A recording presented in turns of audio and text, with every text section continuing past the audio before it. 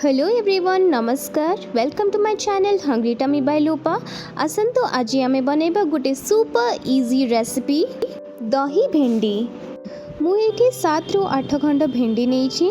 प्रथमे आमे भेंडी गुडी को भल भाबरे धोईकी मीडियम साइज रे काटी नेबा। गोटे बाउल रे 250 ग्राम दही नेबा आउ ताको भल भाबरे फेंटी देबा। पैन टी गरम ही गलानी। आमे सेथिरे 2 टेबलस्पून मस्टर्ड ऑयल ऐड करि नेबा और भेंडी को फ्राई करि नेबा।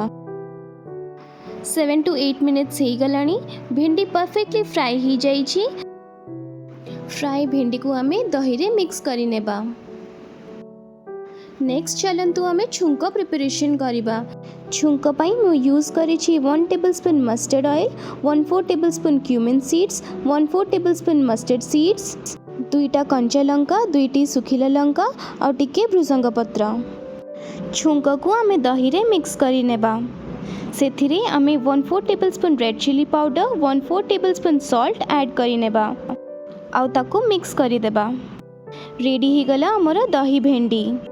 आपण माने निश्चय रेसिपी को ट्राई करंतु और मते कमेंट्स रे जणेबे आपण मानको केमती लागिला। Thank you for watching.